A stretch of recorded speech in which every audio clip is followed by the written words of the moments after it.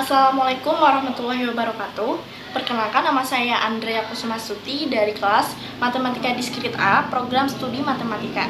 Di sini saya akan sedikit menjelaskan materi tentang kombinatorika untuk memenuhi tugas UTS Matematika Diskrit.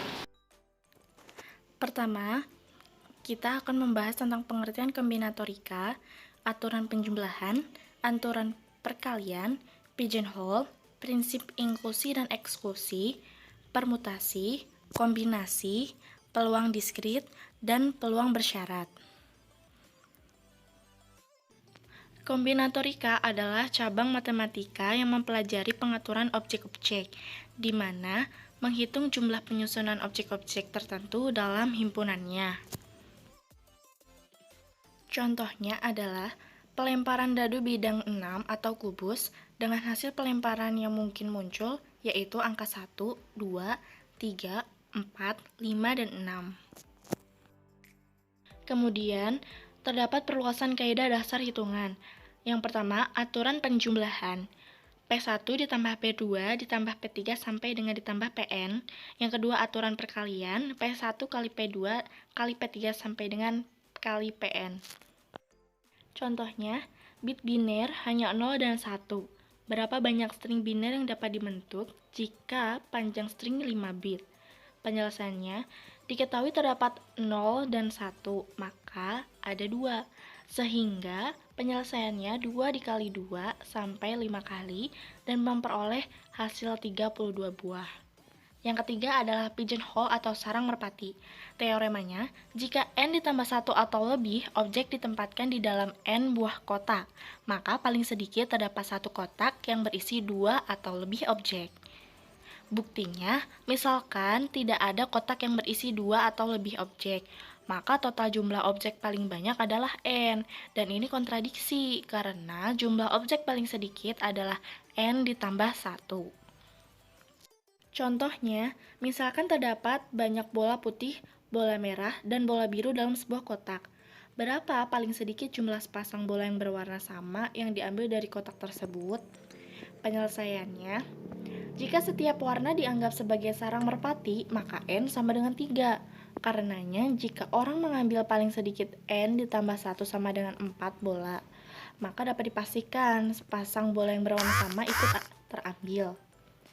Jika hanya diambil 3 buah, maka ada kemungkinan bola itu berbeda warna satu sama lain. Jadi 4 buah bola adalah jumlah minimum yang harus diambil dari kotak tersebut dan mendapat sepasang bola yang berwarna sama. Yang keempat adalah prinsip inklusi dan eksklusi. Kekardinalitasan suatu himpunan P dapat dinyatakan dengan mutlak P. 6 pernyataan di bawah ini adalah benar. Yang pertama, mutlak P gabungan Q kurang dari sama dengan mutlak P ditambah mutlak Q. Yang kedua, mutlak P irisan Q kurang dari sama dengan min mutlak P dan mutlak Q. Yang ketiga, mutlak P ditambah Q sama dengan mutlak P ditambah mutlak Q min 2 mutlak P irisan Q. Yang keempat, mutlak P dikurangi Q lebih besar dari sama dengan mutlak P min mutlak Q. Yang kelima, mutlak P gabungan Q sama dengan mutlak P ditambah mutlak Q min mutlak P irisan Q. Dan yang keenam, mutlak P gabungan Q gabungan R sama dengan mutlak P ditambah mutlak Q ditambah mutlak R min mutlak P irisan Q min mutlak P irisan R min mutlak R irisan Q ditambah mutlak P irisan Q irisan R. Contohnya, misal ada 60 di antara 200 mahasiswa adalah bukan mahasiswa yang sedang skripsi. 20 di antaranya mengambil matematika diskrit, 45 mengambil bahasa Inggris, dan 16 mengambil keduanya. Berapa mahasiswa yang skripsi datang ke kampus?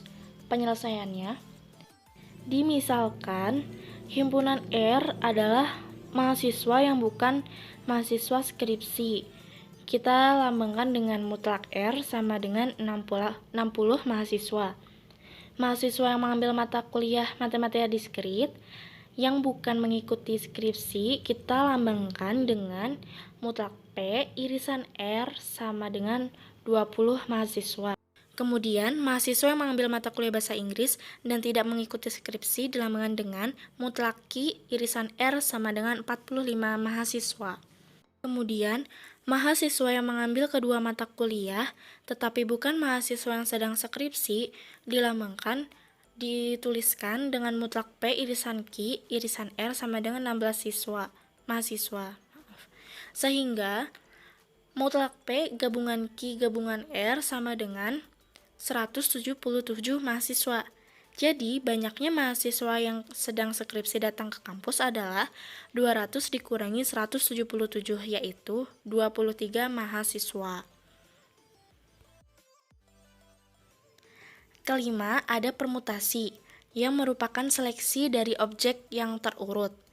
Jika terdapat koleksi yang terdiri dari N buah objek dan memilih semua N objek, maka setiap kemungkinan seleksi adalah permutasi dari koleksi. Rumus dari permutasi yaitu P N, R sama dengan N faktorial dibagi N min R faktorial, di mana N adalah banyaknya objek keseluruhan dan R banyaknya objek. Contohnya, misalkan S memiliki anggota P, Q, dan R. Berapa banyak cara yang mungkin dalam penyusunan dua huruf pada S sehingga tidak ada urutan yang sama?